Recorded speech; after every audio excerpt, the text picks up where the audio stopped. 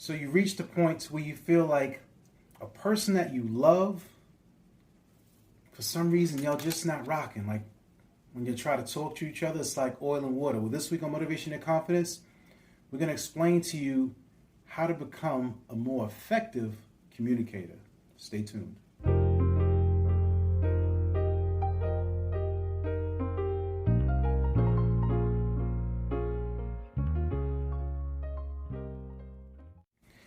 Thank you so much for tuning in. This is Motivation and Confidence, where we help you do your daily best. And I'm your host, Tom Danger.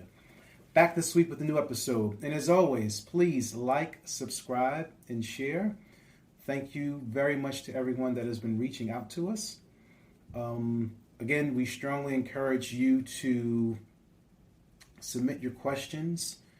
I know a few of you have reached out in regards to the DISC assessment. If you're interested, remember it is a free 15-minute call if you want to learn what your superpower is and what you're naturally good at.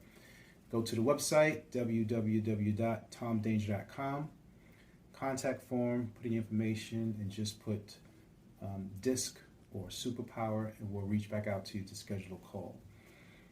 We are going to set up a separate program specifically for some of you so that you can do it, so that you can go through some of the material at your own pace. It's not going to be one of these things where it like costs you hundreds of dollars. We're going to make it very reasonable. It's going to be set up through like a Thinkific type portal to where you can check it out and you can take care of yourself. So, how to become a more effective communicator. I remember at one time,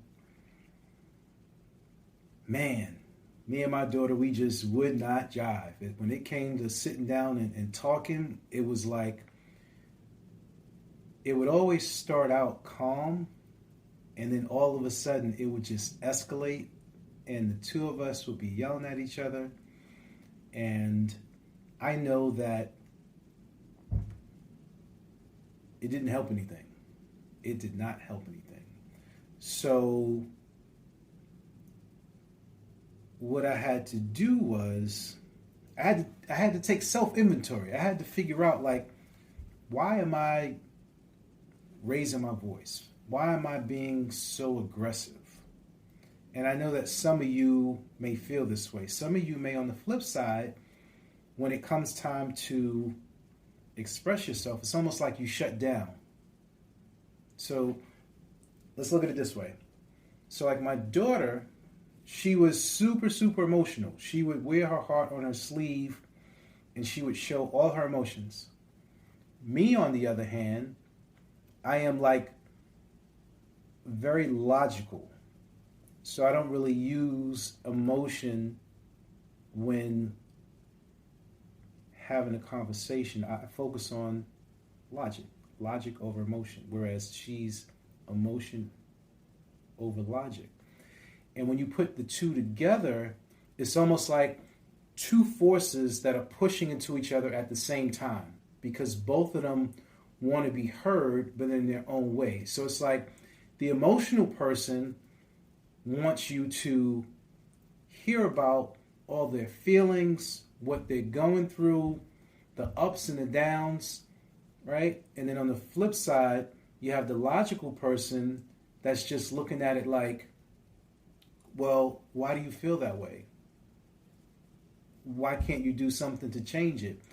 And when you phrase questions in the why format a lot of times, like, you ever notice like you naturally feel defensive? Like if a person asks you why, like, why are you even questioning me?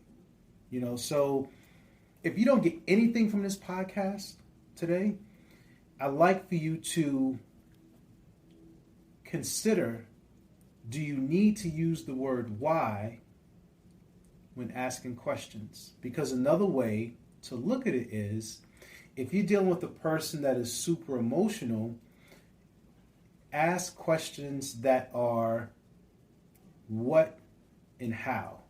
You know, what makes you feel that way? How do you think this situation could be better? What made you react that way? How can you change this? Or how can we work together? As opposed to, why do you feel like that? Why are you expressing yourself like that? Why are you acting like that? automatically just puts you on the defensive. And that's the way that I would talk to my daughter, man. And, you know, she just had that fire within her that she would just explode. And then me being dad, I'm sort of like, you ain't gonna talk to me that way. So our voices just got higher and higher and higher and higher and higher and higher until it was like it just exploded. And the explosion basically was hurt feelings, broken relationships, hurt, tears, pain. And then you have to ask yourself, okay, how can you reconcile or make this situation better? Again, you have to learn yourself. You have to figure out, what is my communication style? Like, am I an introvert? Am I an extrovert? Do I wear my emotions on my sleeve, or do I follow logic, right? And once you understand yourself on a deeper level, you sort of have a radar to how other people are communicating with you. Because if it's something that, a way that you communicate, like, you pick it up right away. And if not, you can adjust your delivery based on the person that may be expressing themselves in a highly emotional manner, which is like, let them go. Let the person filter and say what they need to say, as long as it's not demeaning or degrading towards you. Like, don't let somebody sit across from you and call you all kind of names and all that. That's what I'm saying. No. Don't do that.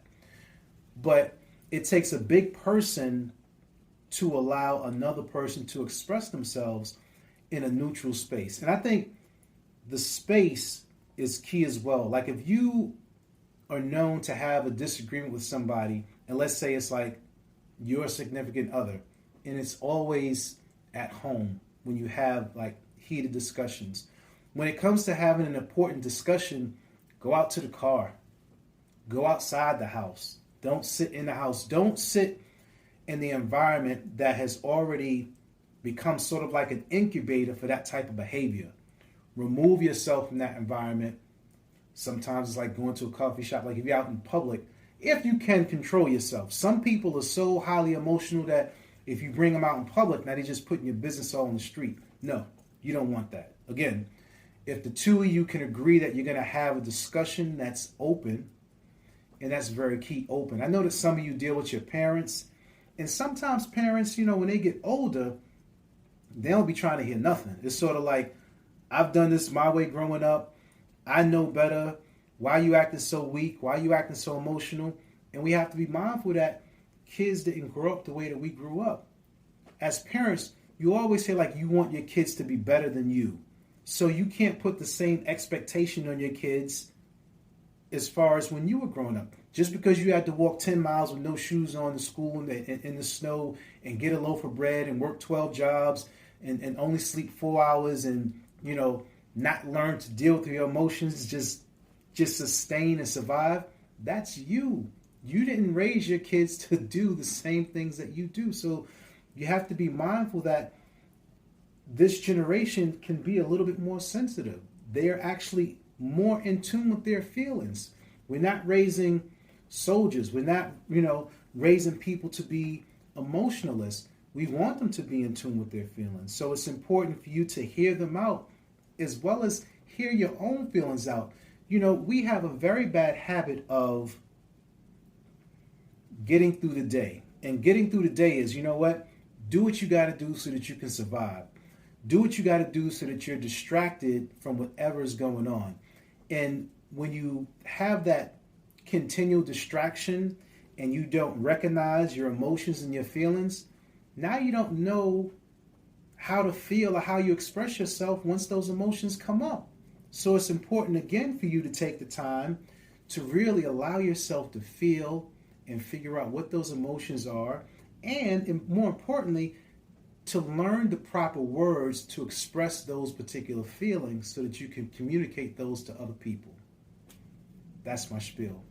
This has been Motivation and Confidence, where we help you do your daily best.